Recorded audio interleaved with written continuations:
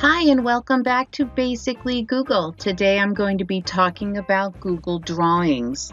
Now, there is an unlimited number of things that teachers and students can do with Google Drawings, and it's very difficult to do a short introduction to this. So what I'm going to do is a brief overview of the tools and the abilities, just so that you have an idea of what it is and you can start thinking for yourselves what kinds of lessons you want to use this with, or which ways you want to have your students use it. And then I'm going to follow up with some specific examples of how to make a sticker to put on their digital work, how to make a new classroom banner that's personalized. So look for the additional videos on that. Let's get started here with our Basically Google Introduction to Google Drawings. As you can see, I'm logged into my Chrome browser, where we always want to start with all things Google, and I can look up and see that I am in my Google account. I will click on my Google Apps grid and I will click on Drive. Now, if this were an activity that was going to be immediately attached to an assignment, I could create it right in Google Classroom. So look for the Google Classroom video that explains how to do that. But we're going to start here with New and go down to More and Drawings.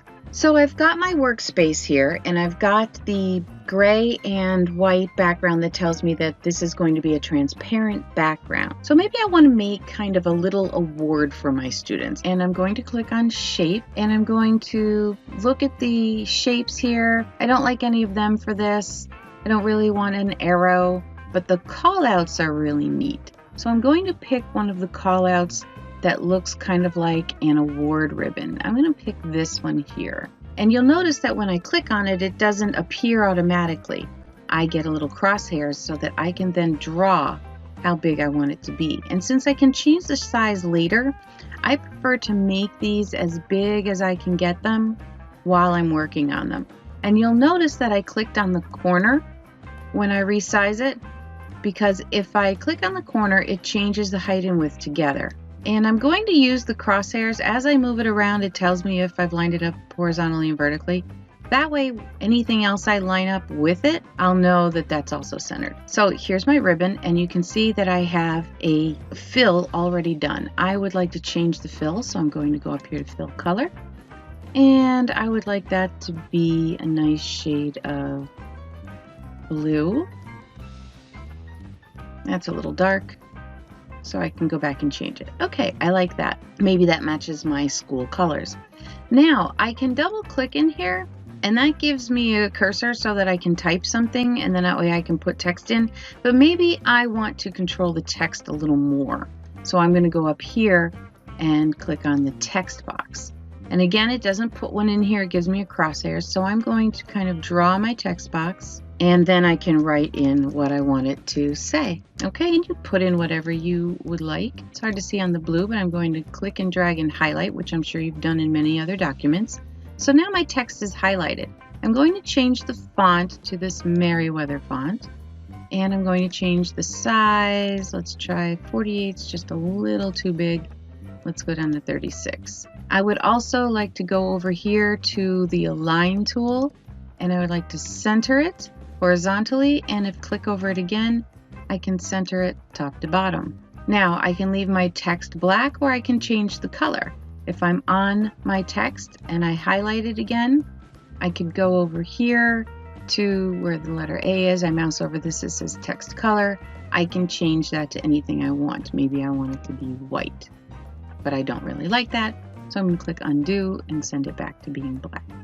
Okay, so far I like that. But maybe I want to put a little image in here. Maybe I want to put a star on here. So I'm going to look for a star, and I'm going to click the Insert button over here in the toolbar. And I'm going to click on Image and Search the Web, because whenever I click Search the Web from inside a Google Docs sheet, slide, or form, I get a safe search that gives me permission to use these items without violating any kind of copyright. So I'm going to search star, and I'm going to pick the one that I like, and I think I like this one. So I have a couple options. I can click it and drag it to my workspace. I can double click it, or I can click it once. It'll bring up a little insert box down at the bottom, and then it's going to put it where it wants to do it. Now, if you notice, it's got a white border behind it. I'm going to decide that I'm not going to use that, and I'm going to fix my search. I'm going to go to Insert Image, Search the Web. Instead of star, I'm going to type in transparent star. And what that's going to do is give me stars that have a background that is clear. So I really like this shiny star. So let's do this one. I'm going to double click it this time. Make sure it is transparent. Okay, it is. Now I will take the corner and I will drag it down and make my star very small. And I'm going to put my star right up here.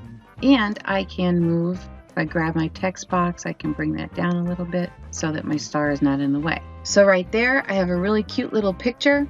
If I wanted to, I could put some other images on the other parts of the ribbon. I could decorate it any way that I wanted. And when I'm finished, the nice thing is right here at the top, it says all changes saved in Drive. So I'm finished with my Google Drawing, and the way that I can use it is that I can send a link to my students. I could insert it if I'm in a document and I click the insert, I will have an option to insert drawings into another document or a sheet or a slide. This is really nice if I wanted to create new backgrounds or images to use in my Google Slides presentations.